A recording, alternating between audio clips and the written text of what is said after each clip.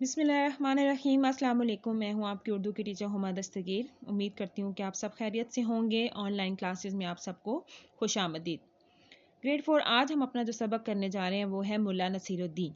ये सबक मौजूद है आपकी उर्दू की दरसी किताब सफ़ा नंबर 131 पर, यानी पेज नंबर 131।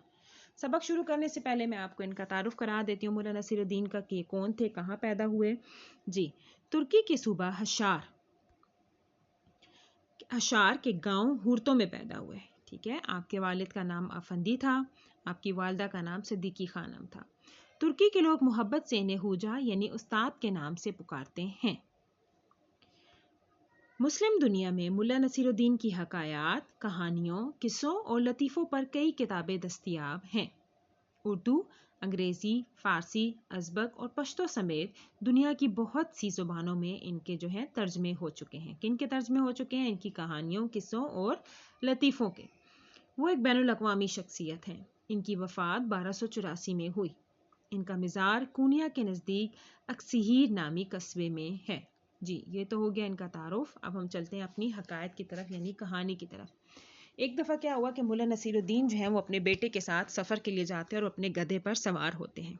ठीक है, क्या होता है कि पास से जो गुजरते लोग हैं वो देखते हैं तो कहते हैं गधे पर कितना जुल्म हो रहा है। तो मुल्ला नसीरुद्दीन उतरते हैं और गधे के साथ चलने लगते हैं। ठीक है, फिर क्या होता है, कुछ दूर गए तो पास से गुजरते लोगों ने देखा तो बोले कि देखो, बाप पैदल है और बेटा जो है वो सवार। ये सुनकर बात जो है वो मुल्ला नसीरुद्दीन का जो बेटा होता है वो शर्मिंदा होता है और गधे के ऊपर से उतर जाता है और कहता है कि वालिद आप बैठिए, मैं चलता हूँ। इसी तरह फिर कुछ सफ़र गुजरता है तो एक बस्ती के पास से गुजरते हैं। लोगों ने देखा और बोले, ओहो कैसा बाप है, बेटा पैदल और खुद सवार, अजीब बात है। फिर क्या होता है कि ये सुनना था कि मुल्ला नसीरुद्दीन जो है वो उतरे, गधे को अपने कंधों पर उठा लिया और बोले, क्या आप सब खुश हो जाएंगे? ठीक है, ये जो है उनकी हकायत है, ये आप अपनी किताब में पढ़ेंगे।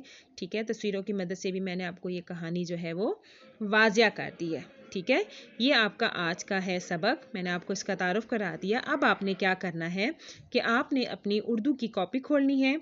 उस पर आपने क्या करना है, डेट, डे और क्लास वर्क लिखना है और टाइटल पेज बनाना है। टाइटल पेज आप बनाएंगे मुल्ला नसीरुद्दीन। ठीक है, और उसके बाद आप क्या करेंगे, नेक्स्ट पेज पर डेट, डे, क्लास वर्क लिखेंगे, उन्वान लिखेंगे और उन्वान में सबक का नाम लिखेंगे। सरगर्मी में आपका आएगा मुल्ला नसीरुद्दीन का तारुफ। और ये जो आपके पास मैंने आपको उनका तारुफ कराया, ये जो पॉइंट्स हैं, ये नुकात जो हैं, ये आपने अपनी उर्दू की कॉपी में खुशखत लिखने हैं। ठीक है, ये आपका आज का काम है। काम करते हुए लिखाई का बहुत ज़्यादा ख्याल रखना है कि काम बहुत सफाई से करें। ठीक है, एक एक लाइन छोड़कर काम करना है और पेंसिल से काम करना है। अपना बहुत ज़्यादा ख्याल रखिएगा। ये आपका आज का काम है, इसको मुकम्मल कर लीजिए। शुक्रिया, अल्लाह हाफिज़।